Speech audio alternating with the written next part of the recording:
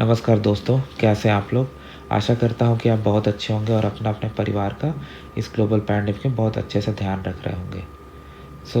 दोस्तों, आगे बढ़ने से पहले अगर आपने मेरा चैनल अब तक सब्सक्राइब नहीं किया है तो प्लीज़ सब्सक्राइब कर दीजिए। दोस्तों, कल आईआरसीसी ने अपना इमिग्रेशन प्लान रिलीज़ किया है, तो आज उसी के बारे में मैं पर्सनल एनालिसिस दूँगा। तो आगे बढ़ने से पहले मैं एक चीज़ क्लैरिफ़ाई कर दूँ, ना तो मैं कोई इमिग्रेशन कंसल्टेंट हूँ, ना तो मैं कोई गवर्नमेंट बॉडी हूँ। तो मैं जो भी कहूँगा अपने पर्सनल एनालिसिस पे कहूँगा, जो कि सही भी प्रूव हो सकता है और गलत भी प्रूव हो सकता है। तो इसीलिए मैं यहाँ पर ये पॉइंट्स रखना चाहूँगा। दोस्तों, कल का हमने देखा तो इसमें हमने देखा कि एक सिग्निफिकेंट पोर्शन उन्होंने फैमिली रियूनिफिकेशन के लिए किया है। जैसे 80,000 पोर्शंस उन्होंने सेव किया है स्पाउस, पार्टनर और चाइल्ड के लिए। तो यहाँ पे दोस्तों मैं कहूँगा कि ये बिल्कुल एंटिसिपेटेड था, क्योंकि सोशल मीडिया पर अब तक कैंपेन चल रही है फैमिली रियूनिफिकेशन केसेस को एक्सपेडाइट करने के लिए।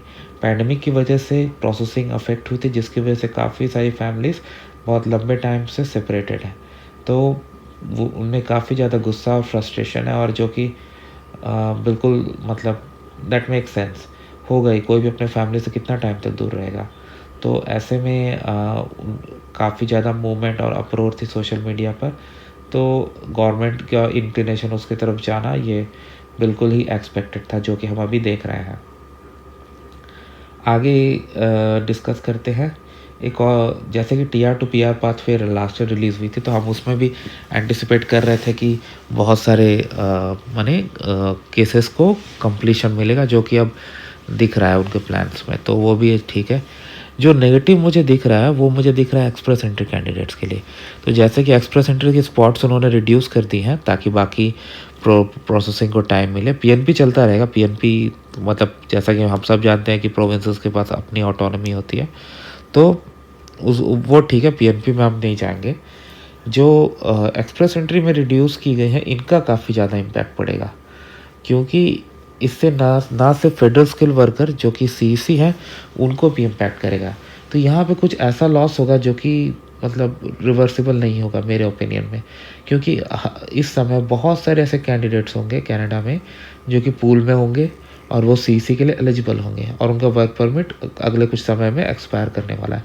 अगर उनको कॉल आ जाती है, अब तक वो उन्होंने अप्लाई कर दिया होता, तो उनमें से बहुत लोग ब्रिजिंग ओपन वर्क परमिट के लिए एलिजिबल हो जाते, जिसको अप्लाई करके वो कनाडा में अपना लीगल स्टे बढ़ा सकते थे।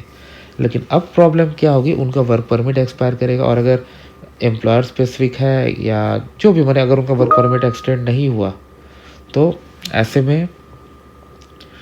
में क्या होगा, उनको अपना लीगल स्टे मेंटेन करने के लिए कनाडा छोड़ना ही पड़ेगा।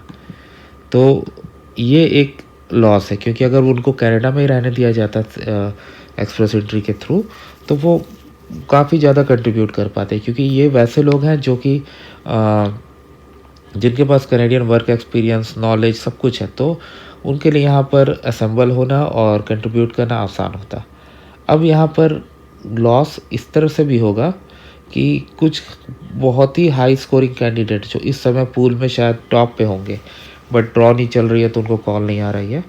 अगर मान लीजिए 6 महीने 5 महीने बाद, या जब भी, वो तो हमें नहीं पता कब वो करेगा आईआरसीसी, जब भी वो ड्रॉ इनिशिएट करेंगे, तो हो सकता है कि वो अपनी पोजीशन को एकदम उन्हें लॉस कर दे, वो नीचे चले आए ड्रॉ पूल में। ये पॉसिबल है, क्योंकि भाई समय के साथ आपका एज बढ़ रहा है, एज के साथ आपका पॉइंट गिरेगा, आइल्ड स्कोर आपका एक्सपायर करेगा, बहुत सारे ऐसे फैक्टर्स हैं।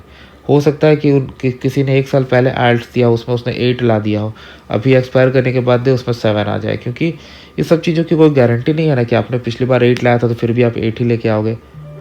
6 भी आ सकता है, 7 भी आ सकता है। हाँ, इसका उल्टा भी बहुत लोगों के साथ होगा कि कोई पूल में 6.5 लेके पहले घुसा था और दोबारा दिया तो 7.5, ये भी हो सकता है। मतलब बहुत कुछ, बहुत तरह के चेंजेस होंगे। तो पूल का अभी जो स्ट्रक्चर है वो 6 मंथ्स में नहीं रहेगा। तो मेरा यहाँ पर ये कहना है दोस्तों, कि मेरे हिसाब से आईआरसीसी को करना ये चाहिए कि ड्रॉ को कंप्लीटली बंद नहीं करना चाहिए। मेरे हिसाब से आईआरसीसी को चलिए उनका 50% ही स्पेस है, तो जितना भी स्पेस है उसको आप उतने ही इक्वल ड्रॉज में डिवाइड कर लीजिए। भले आपका कट ऑफ ज़्यादा आए लेकिन आप ड्रॉ कंडक्ट करते रहिए, क्योंकि अगर आप ड्रॉ ही कंडक्ट नहीं करेंगे तो लोगों को कॉल ही नहीं मिलेगी। तो मेरे हिसाब से ये नहीं होना चाहिए।